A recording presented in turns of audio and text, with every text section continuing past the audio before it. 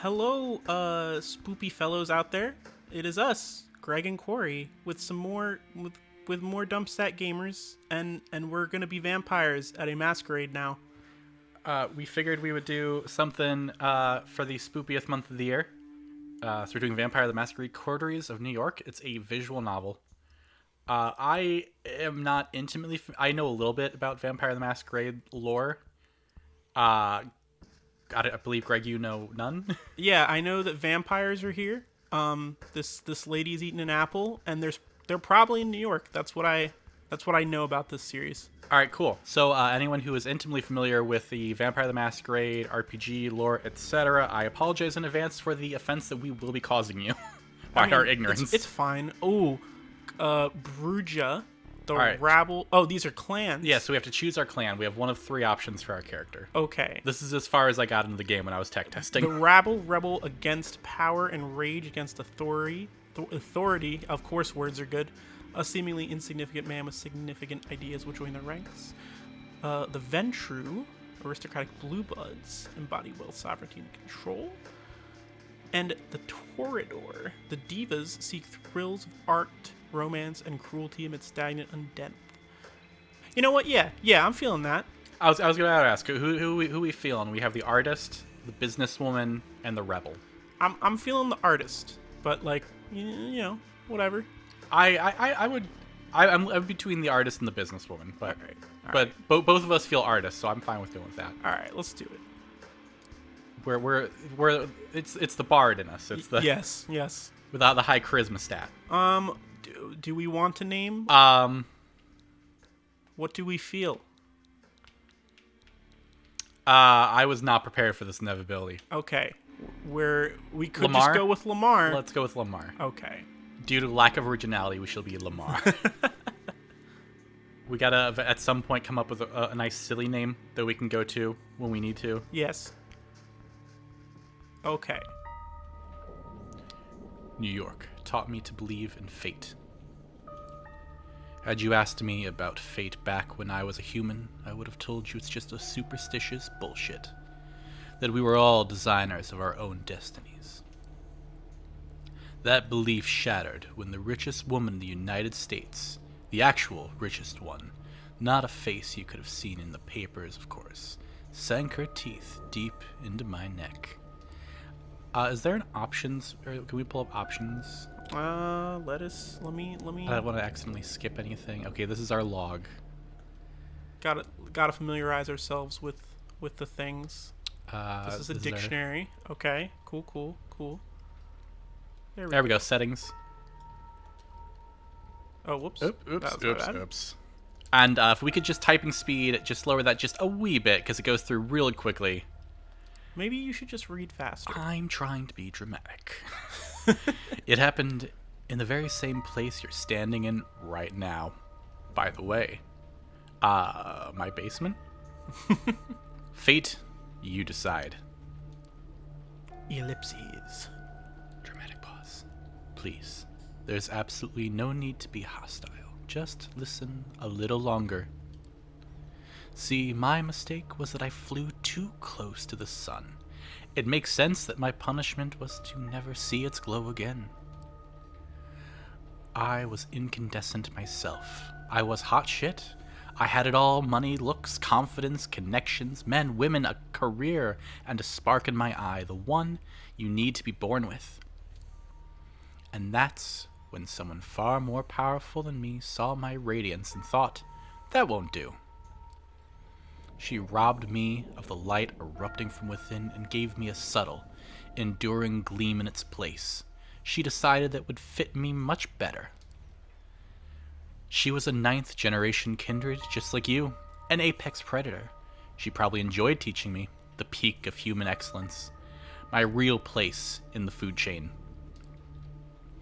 It's such an eyesore when you look at some loudmouth braggart and see them for all they really are. The temptation to teach them a lesson can be unbearable, right? Just a little bit. Big oof, my dude. Well, my sire's lesson was a lesson about fate. A message saying you're eternally doomed to be at the mercy of your sovereigns. It almost drove me to destroy myself. What saved me was the ability to reinterpret her teachings. Hers wasn't a message of doom, it was a message of hope. Fate exists, and one can shape it if given the right tools. I feel like this guy's read too many books. Gotta settle a little here.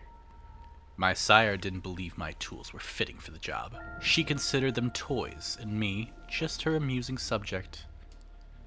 Well, she's deader than dead now, and I'm still here, standing right where she stood when we first met. Oh, Ooh. You might have wondered how I learned about your arrival at the JFK airport. you probably just looked up my flight schedule. My answer is, of course, destiny. As luck would have it, today happened to be a day some of my associates were inspecting the coffins.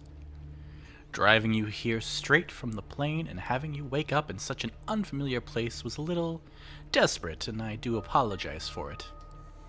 But it is so rare for you to visit New York. 3 times in the last 15 years, was it? And you're never eager to inform me you're here. I understand you still have that meeting on 53rd Street later tonight, so I'll provide a comfortable transport. I value our relationship very much, don't get me wrong. But it is precisely because I value it that I'm going to ask you to repay the favor you owe me. You're the only one I'd trust to do the job well, and without attracting attention. You might think I'm crazy asking you to breach the rules of our society like this. You might think it's impossible to get away with it unpunished. But this is New York, and I don't know about other cities, but in this one, fate really exists. And right now, it's smiling in your favor. Oh, that's so sweet. This is how it begins. When you reach the balcony, you look out at New York City I thought I said, when you balcony. and light the second to last cigarette left in the pack. You're alone. It's not silent. That metropolitan hum is ever present, even this high up. But it's a good deal more intimate than what's behind your back. You lean over the railing and look down. The streetlights beckon more than usual. In your mind's eye, you see yourself as your final artwork, beautifully splattered all over the pavement. Working title: Delusion of Grandeur. The author: a brilliant artistic soul crushed by unfeeling reality gone too soon. You chuckle and flick the cigarette into the air. You know, I'm having immediate regrets about picking the artist. It didn't occur to me that we'd be so much, like we'd be spending so much time in the character's head. And I'm like, oh. Freshened up by the night's cool breeze, you squeeze back into the stuffy interior. You barely make it a few steps before lethargy sets back in. It's like you've never left. Still, something in the room feels different. Your eyes are drawn to a handsome young man, neatly dressed and groomed, exuding the air of a true artiste. And the best part, he's intently looking at your painting. The gallery is almost like an art installation itself. Now, people standing in silent awe, the guy like a beacon, drawing everybody's attention. Hushed conversations about the guests can be heard from every corner of the gallery. Your heart is pounding with excitement, and you approach feeling like a kid trying to get close to a deer in the woods, but afraid you'll scare it away. The man turns to you, and you stop in your tracks, entranced. So, this is one of your pieces? You manage to mumble an affirmation. Tell me about it, please. As you start discussing your inspiration, technique, and process, the man's eyes lock onto the painting again. He keeps interjecting, making knowing remarks. This guy gets it. He really gets it. The world around you disappears. You'll say anything, do anything to keep his attention on you, but you realize you don't need to. He's into your art. He's into you. I want to buy it, and I want your company. I need to talk to you, and you will like what I have to say. That sounds great. I am so sorry. I hope that maybe one night you will forgive me. Always remember that in our parting moment, I wished you well. You try to speak, ask him to stay, but no voice leaves your parched throat. You taste something on your lips. Wiping your mouth leaves a crimson stain on your hand. It's not the wine. What the fuck? The door of the apartment closes behind him. Alone, again. Then the pain hits. It's a headache, a lurching in your stomach, a burning in your arms and legs. It's all you can focus on. A panic takes you. You fall from the sofa and hit a wine glass. It flies off into a wall, shattering into bits. A mumble from the corner of the room indicates that you're not as alone as you thought. From where you're lying, you only see a feminine shape stirring awake. You crawl towards the woman. Let's go ahead and pause for a second. Oh, We can just start at the top of the line. yep. You crawl towards the woman, inch by inch. The pain turns into an urge. You need to get close to her. You begin to see details. The long hair shrouding her face, the worn-out New York City hoodie thrown over her skimpy dress. She opens her eyes, moves her locks to the side, exposes her neck. A rabid instinct takes you. In the blink of an eye, you find yourself buried in her hair, smelling her sweat mixed with just a hint of cheap perfume. You bite down and drink the blood from her vein. Wait. What is happening? You break away. You look at the girl. She lets out a sigh, goes limp and unconscious again. You try to crawl back, her dress rolled up to the side, and you glance at her naked thigh. You lose control again. You bite her leg, drink deep from the artery. It's intoxicating. It's bliss like you've never known before. It's beautiful. You break away again, fall to your back. The hell was that? Did you really drink her blood? I'm pretty sure that's what we did. Nah. She's not moving. She's fine. Nah, she's cool. She looks fine. I think she's okay. This is probably just art. A man enters, but not the one you expected. He's tall, broad-shouldered, handsome with darker skin. His suit is stylish and immaculate. You've never seen him in your life, but you immediately see past his sharp looks to see his sharper nature. He is a predator, and if you're not careful, you might become his prey. Good evening. I'm here to pick you up. A deep, emotionless voice. He turns his eyes to the lifeless body of the girl in the New York City hoodie and raises an eyebrow. All right, we finally get a choice. Oh my After gosh. a whole bunch of exposition. That was a lot of exposition. We are 2/3 done with this episode. And well, who are you? Oh, look, now we can see our person now. it's us.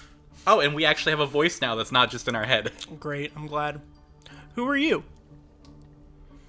I'm the ferryman, here to take you to the other side. He approaches the bed to examine the corpse from up close. Well, this is unfortunate, but preferable to going insane from hunger. Quite a nice gesture, actually, if troublesome. He briefly looks at you with something like pity in his eyes, then changes his expression to a perfectly blank one. Listen, you may perceive your current situation as something out of the ordinary, but I've met hundreds of lost sheep like you, and you see, they tended to fall into two categories. First, there were the smart ones, those who carefully obeyed my every word and didn't pull off any stupid stunts. They always got where they needed to go, safe and sound. Then there were the dumb ones. The punks who thought they could take me on, the wise guys who tried to contact somebody secretly and without permission, the troublemakers who tried to run off or make a scene. None of them got to their destination in one piece. In fact, a lot of them never reached their destination at all. The man talks in a bored professional tone, giving off an impression that he really has delivered this speech countless times by now. So you see, despite being a smart person, I'm a Mets fan. I love baseball, and it inspired me to come up with the 3-strike system to determine if someone's dumb. If you get on my nerves 1 or 2 times, well, I understand. Not all of us perform well in stressful circumstances. But if you do it 3 times, understand that there will be no excuse, no forgiveness, no mercy. His presence changes ever so slightly. Say, I understand, sir, now. You feel an overwhelming, barely resistible urge to fulfill his demand. All right, what kind of character are we? Are we gonna... Nah, we're gonna be. This isn't a great situation. I think we don't immediately get ourselves killed. Yeah. I do know there are bad endings. I understand, sir. Sir. Excellent. Take a seat in the back, please. You get inside. The man closes the car door behind you. You hear a click as it locks. The Cadillac is almost entirely dark. The side windows seem light-proof. The man gets into the driver's seat, starts the engine, and drives away without comment.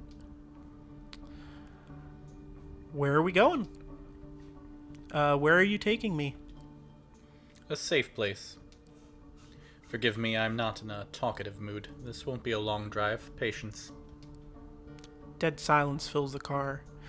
You close your eyelids and sink back into your thoughts. A blurry afterimage of the man who bought your painting is still there. It's strange, you never felt this way about anybody. It makes you happy, even though you have the nagging thought that there is something fundamentally abusive about this attraction.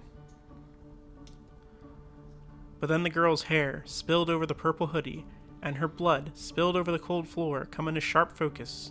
You wince. You want to cry, but it's as if there were no more tears left in you.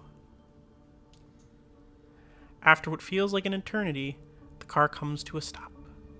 You get out in an underground parking lot. It's an ugly, concrete gray thing. Empty, but for the car you came in. It looks like there's a room beyond a metal door in the wall. Guess you'll live to see another night. Follow me. He opens the metal door and lets you inside. Here we are. These are your lodgings for tonight. And if you get hungry, again, take a look in the fridge. Tomorrow I'll come pick you up.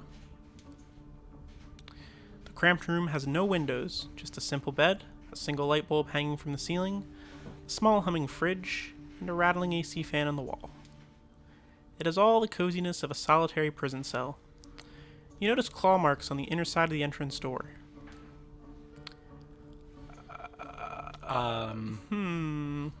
These are all kind of weird responses. Yeah. I need medical help. Not going in there. Mercy, please. I don't like any of these. I don't either. I need medical help as the least, like, I feel like we won't annoy him if we say I need medical help. It's the least, like, defensive of the, or offensive. But I also feel like our character might just be like, I'm not going in there. Well, we'll say we need medical help. I can't feel myself breathing. I can't sense my heartbeat. I need to go to a hospital, man. You're gonna be fine. Oh, okay, thanks. Trust me, I'm a doctor. Listen, normally I'd lose my nerve right about now and things would get nasty, but I get it. You're scared. You don't understand what happened. Trust me, you will learn more tomorrow, but now I need you to rest, and you need to rest. Words. He gestures inside the room. Finding no more willpower to resist, you step inside. Cozy. The stranger nods contently. Good night. Do we get a kiss?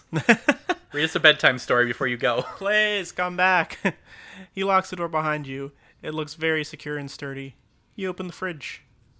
There's a single plastic bag there, filled with red liquid, unlabeled. Tomato soup? Okay, guy. I don't think so. You feel sick to your stomach. Best leave it for now. You lie down on the bed. It's a simple mattress on a metal frame, kind of grimy and damp. Seeing it makes you grimace, but you're just too tired not to lie down. Your entire body hurts, a dull feeling that makes you feel heavy. You feel vulnerable and lonely. Usually when that happened, you turn your attention to painting, just to not think about the alternative. Your family upbringing left you with no skills but artistic talent. Creating art used to be something of an unpleasant duty. Somewhere along the line, though, it became the only weapon you had to fight with existential despair. Some of your best work was created in lieu of impotently crying in bed. I am the strongest. I did not know I was an artist. Hell, you're pretty sure a few of those pieces had your tears mixed in with the paint. like the painting that led your whole night to this. You look back at your life, and it starts looking like a downward spiral.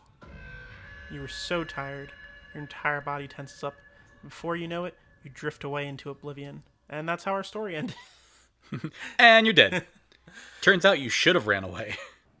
You try to piece your thoughts together, make sense of it all, when you hear the lock click and see the door open. Standing there is the well-dressed stranger you met yesterday.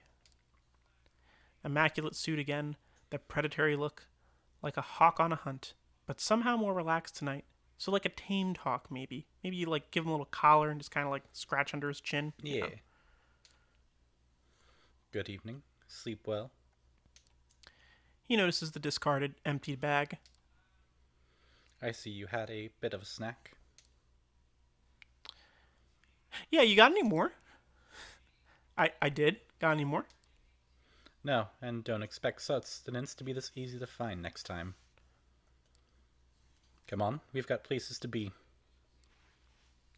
The car is humming in the empty parking lot, just outside the door of the cramped room you've spent the day in. The man motions to it politely, but with a stern look on his face.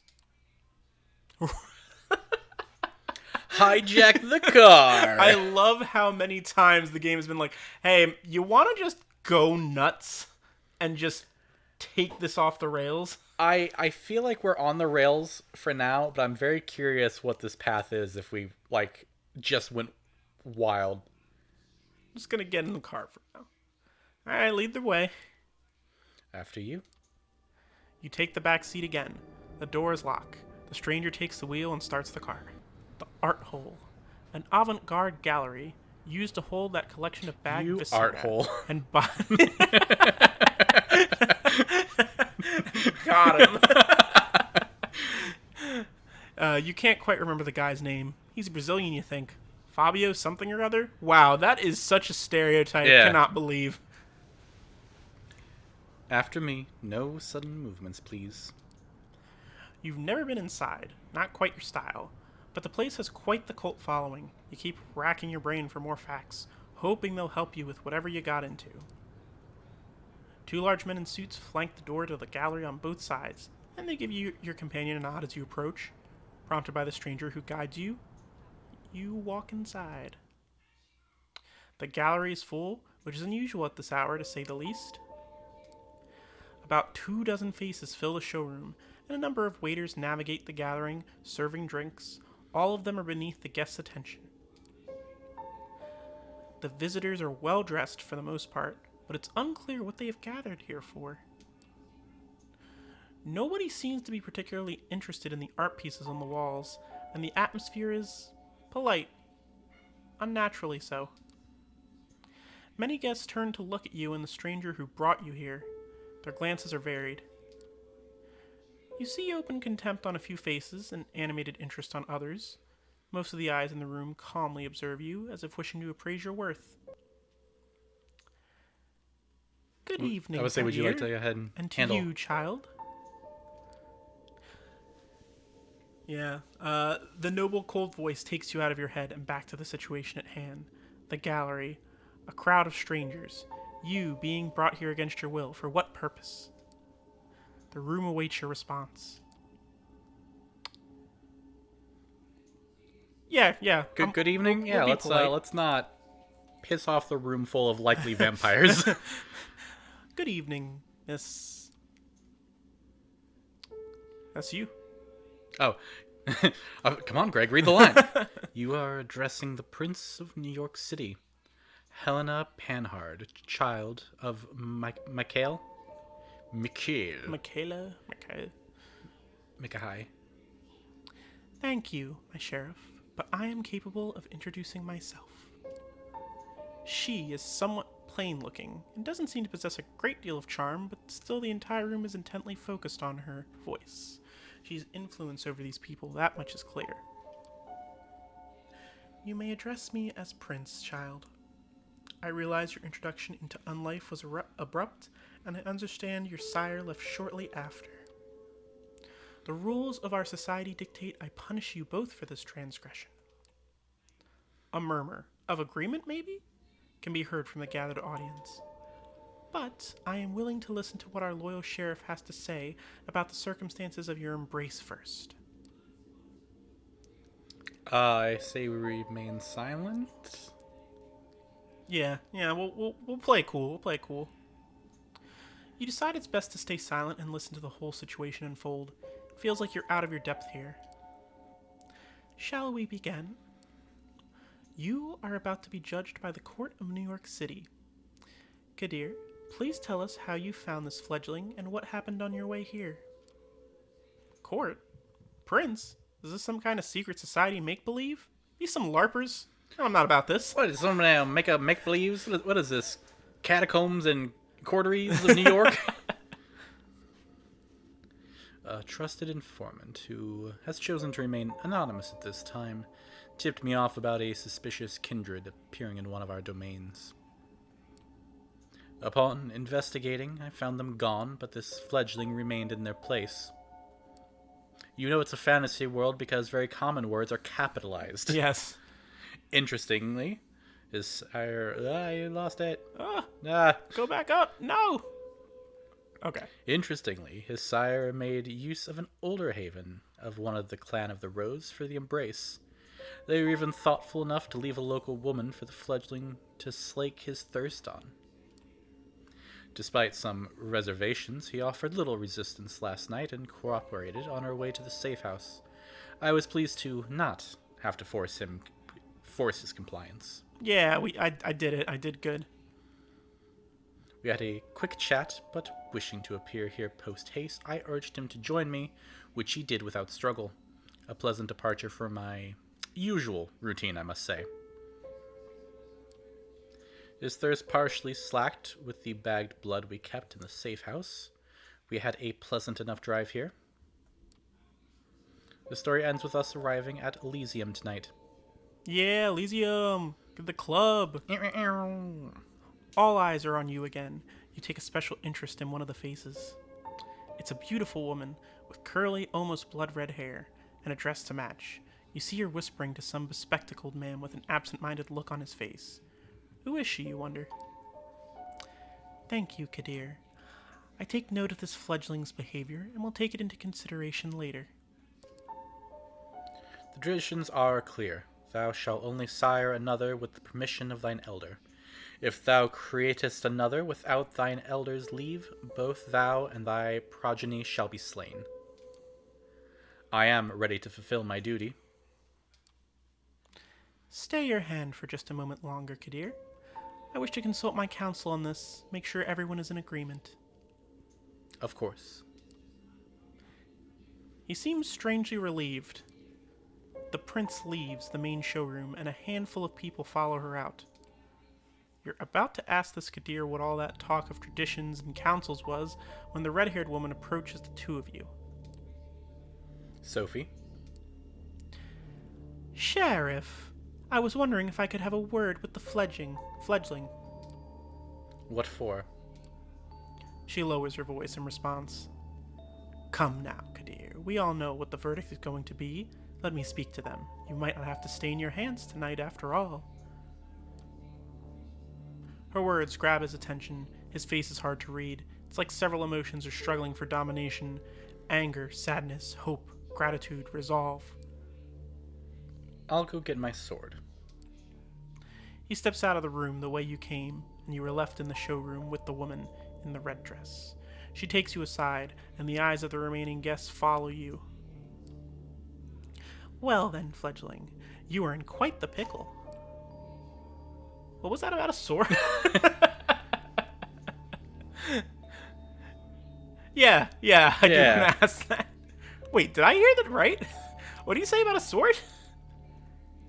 Your hearing isn't faulty. We only have a short while before the prince hears her counsel out, and Kadir returns here with his blade, so listen, please.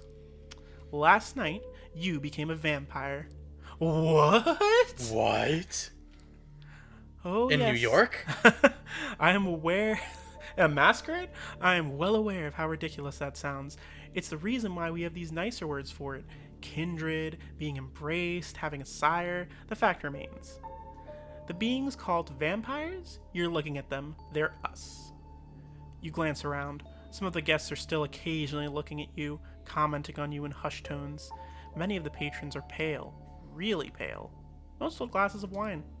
No, not wine. That's not the right thickness, and not the right color either. You're trying to come up with something sensible to say, but you're drawing a blank. It makes a morbid kind of sense. You drank blood last night, there's no denying it, and your breathing has not returned, your heart remains still. A vampire. Two voices in your head start battling for supremacy. One of them slowly begins to put everything that happened since yesterday together, coming to a conclusion that no matter how insane it might seem, nothing but what she's saying makes sense. The other voice just keeps saying, "What the fuck?" on repeat. You're surprised. This is often how it plays out by design. Kadir deliberately keeping you in the dark and all. If we do nothing, you will be cut down, as sure as day follows night. But I'm here to offer you a chance, a way out, under one condition. I will take you under my wing. If you're lucky, the prince will be in a good mood tonight, and your deference to Kadir will work in your favor. She might agree to this, but only if you swear fealty to me. I am not making this offer lightly. As your patron, I will take responsibility for you. Your actions will reflect on me. If they reflect negatively, well, I will make sure you face the consequences. I don't want to die. Yeah, I feel like, But poor thing, you were already dead. Still, it's not as bad as it might feel. I can be your guide through this new reality. You need to take that chance, or perish. The sentence is final death, to be resolved presently. Kadir? You hear a scraping sound, and see that the sheriff has unsheathed his curved sword. It is a beautifully detailed blade, which you expect must be worth a small fortune. Its apparent sharpness makes you freeze up. Oh, bling bling. 2 outs, bottom of the 9th. Oh, this isn't a good time, man. This is... So you're gonna make the reference now? Now we're Mr. Jokester. He just like pulls the suit aside, and there's just a Mets jersey underneath it. he just pulls it out, pulls the blade out. It's like, fuck you. His quiet mumble is audible to nobody but you. As his eyes meet yours, you note just a hint of sadness in his countenance, one that quickly vanishes to give way to grim determination. And he's out to bat. You will not get another chance to speak up.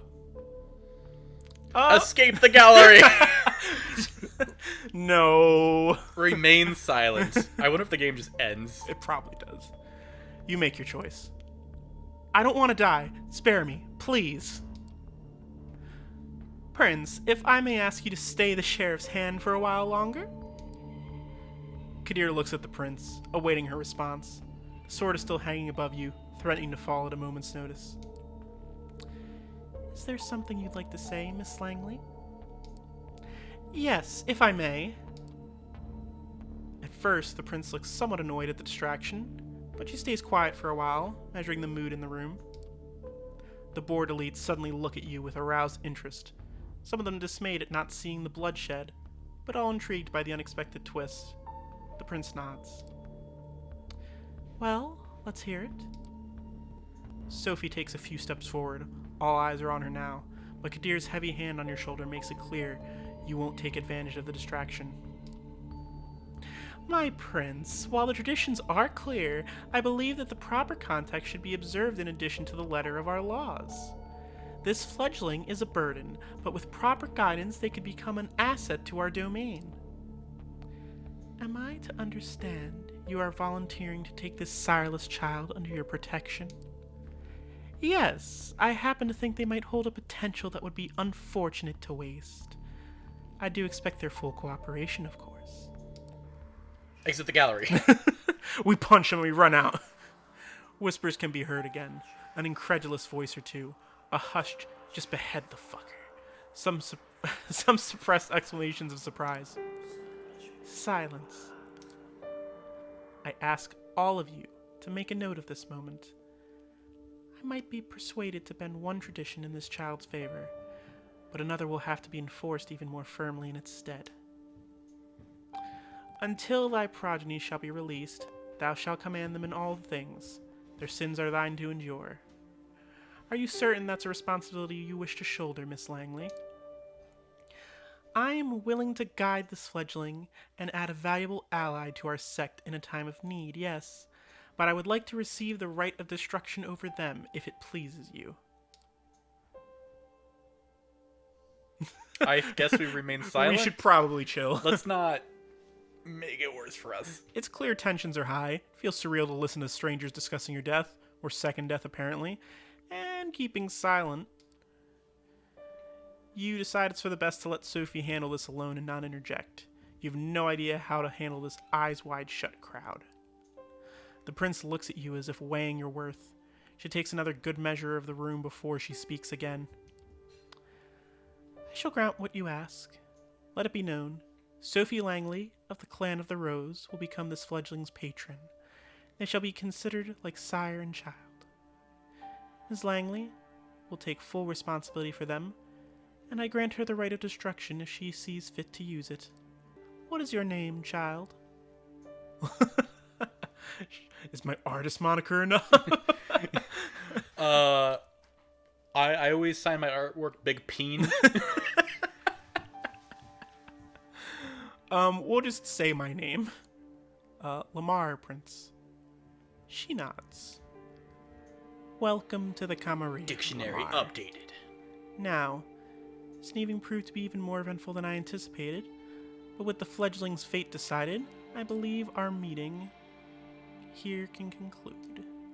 Thank you all for appearing on such short notice. Give my regards to those who couldn't make it.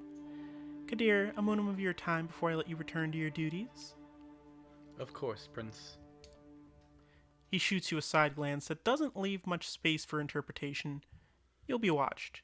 You'll be judged, and if need be, you'll be punished. The two of them leave the gallery. Well, Lamar, I think we've both already managed to significantly improve each other's evenings. But let's keep the ball rolling, shall we? I think we should have a toast to a new fruitful partnership. She raises her hand at one of the well-dressed concierges who have now reappeared in the showroom to refill the guest glasses. The conventionally handsome man approaches with a carafe of red liquid. And we'll have that toast next time. See ya, guys. Everyone have a great day.